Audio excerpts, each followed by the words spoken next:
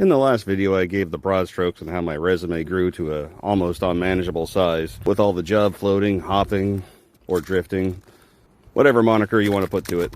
As I said, the job market was completely different back then. There were a lot of job openings, all for around the same pay, and the application process definitely wasn't like what it is today. Infrequently, I was asked for references. Now that seems to be stage 3 or 4 of the application process for any company. I also talked about how I didn't pivot at the right time. Once the writing was on the wall for the industry I was working in at the time, I chose not to move away. Something else I did was follow up the age-old advice of getting into a trade, because as long as you have a trade, you'll never be able to work. And that is something I strongly encourage.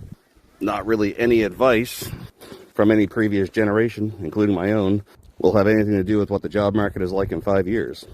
But one thing is for sure, if you have a trade, you can fix something or build something, you'll always have a job. As a pivot, at one point, I chose automotive. No big complaints. I enjoy the knowledge I have and the technical skills, but there are enough TikTok and YouTube channels out there to show what the challenges are with that industry. Check out Dealer Plate Guy. That guy sums it up to a T. He's awesome. If I could go back in time, though, and pick a completely different path out of high school, or even quitting high school as soon as I was old enough and going into a trade, it would definitely be plumbing.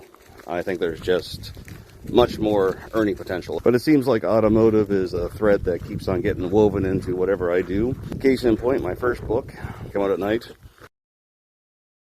The main character is a fellow that lives on his own compound and flips cars for money, and sometimes does odd tow jobs. Second book, Larry's Cabin.